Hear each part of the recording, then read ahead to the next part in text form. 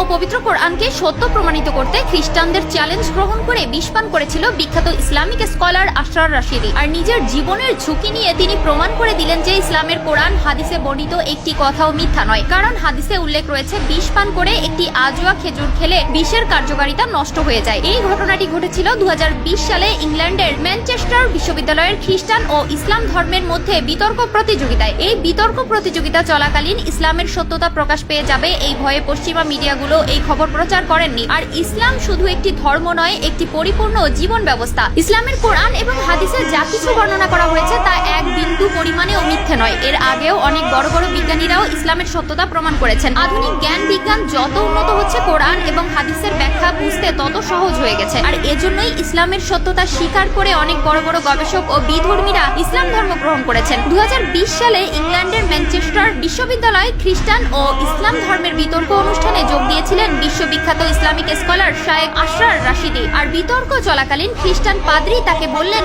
আপনাদের হাদিসে উল্লেখ রয়েছে বিষ পান করে একটি আজোয়া খেজুর খেলে বিষের কার্যকারিতা নষ্ট হয়ে যায়, তো এই কথার কি যুক্তি প্রমাণ রয়েছে আপনাদের কাছে? তাদের সামনে দেওয়া হলো এক বোতল বিষ। মুসলিমদের কাছে এমন প্রশ্ন ছুড়ে দেওয়ার কারণে কোনোভাবে তা হজম করতে পারেননি আশরার রাশিদি। আর আশরার রাশিদি নিজের জীবনের ঝুঁকি নিয়ে সেই বিষাক্ত বিষ পান করেন এবং একটি আজোয়া খেজুর খেয়ে নেন। আলহামদুলিল্লাহ, তার শরীরের বাহিরে ও ভিতরে এক বিন্দু পরিমাণেরও ক্ষতি হয়নি। কথায় আছে, রাখে আল্লাহ মারেকে। সেদিন এখানে উপস্থিত সকলেই অবাক হয়ে গিয়েছিলেন। আর কিভাবে সকলের সামনে বিষ পান করেও বেঁচে আছেন আশরার রাশিদি। তাহলে প্রিয় নবীর বর্ণিত হাদিস সম্পূর্ণ সত্য এবং ইসলাম ধর্ম পৃথিবীর মধ্যে সত্য ধর্ম, কিন্তু দুর্ভাগ্যবশত পশ্চিমা মিডিয়াগুলো এটির অপপ্রচার করেন, লুকিয়ে ফেলেন আসল তথ্য। কারণ তারা যদি এই খবরটি প্রচার করতেন, ইসলামের সত্যতা গোটা বিশ্ববাসীর কাছে স্পষ্ট হয়ে যেত। কিন্তু এই ভিডিওটি পোস্ট করা হয়েছিল ইসলাম প্রতিদিন নামক একটি ফেসবুক পেজে। 9 মার্চ 2020 সালে আপলোড করা ভিডিওটি 16 মার্চ পর্যন্ত 65,000 বার শেয়ার